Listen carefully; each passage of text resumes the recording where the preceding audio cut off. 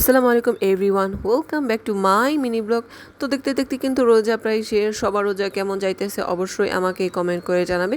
তো রোজার এই 1 মাস ভাজাভুজি খেতে খেতে আসলে খুবই এর জন্য ভাবছি যে আমি আজকে ভাজাভুজি খাবো না।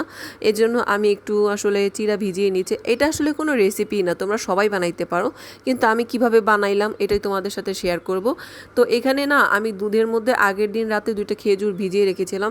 তোমরা এইভাবে যে না খাইছো তারা কিন্তু এইভাবে এই দুধটা খেয়ে দেখতে পারো। মানে খেজুর মিক্স করার কারণে দুধের টেস্ট অনেক বেড়ে যায়। আর এখানে এক্সট্রা করে চিনি অ্যাড করার দরকার নেই, খেজুরের যে মিষ্টিটা ওইটাই আসলে এনাফ। তো তারপর এখানে আমি দুধটা চিড়ের মধ্যে দিয়ে একটু ভালো করে আসলে মিক্স করে নেব, কিছুক্ষণ এভাবে রেখে দিব যেন এটা আসলে ভিজে যায়। তারপর স্বাদ মতো একটু লবণ অ্যাড করে নিচ্ছি।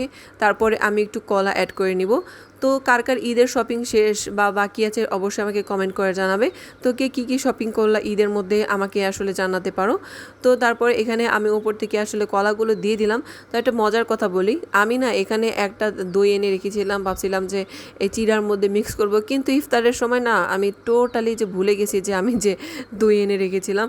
তো ইফতার করে আমার হঠাৎ করে মনে পড়লো, ওহো আমি তো দই অ্যাড করতে ভুলে গেছি।